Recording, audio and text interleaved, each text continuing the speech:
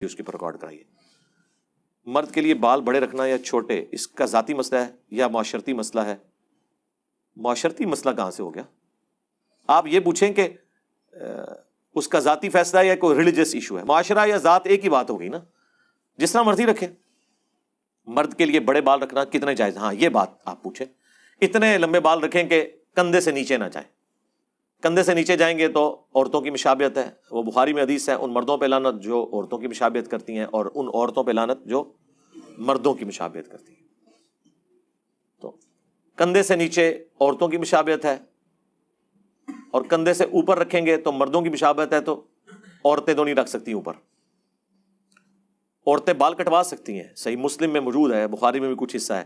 امہات المومنین نے حضور کی وفات کے بعد اپنے بال چھوٹے کروا دیے تھے، جسٹ کندھے کے نیچے تک، کیونکہ خامد کے لیے زینت ہے. تو ان کا خامد تو نہیں رہا تھا، تو انہوں نے بال چھوٹے کروا دیے تھے. عورت بھی بال چھوٹے کروا سکتی ہے، لیکن کندھے سے نیچے نیچے رہے.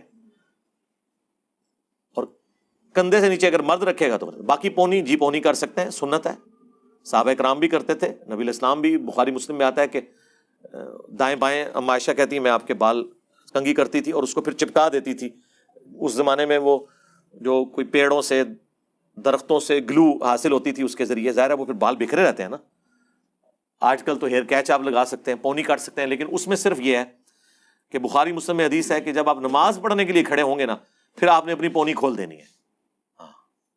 اور نبی الاسلام نے کف ثوب سے، کپڑوں کو سمیٹنے سے اور بالوں کو سمیٹنے سے نماز کے دوران منع کیا. یہ اگر کف چڑھیں گے آپ نے نیچے کرنا ہے، بالوں کی پونی کھول دینی ہے.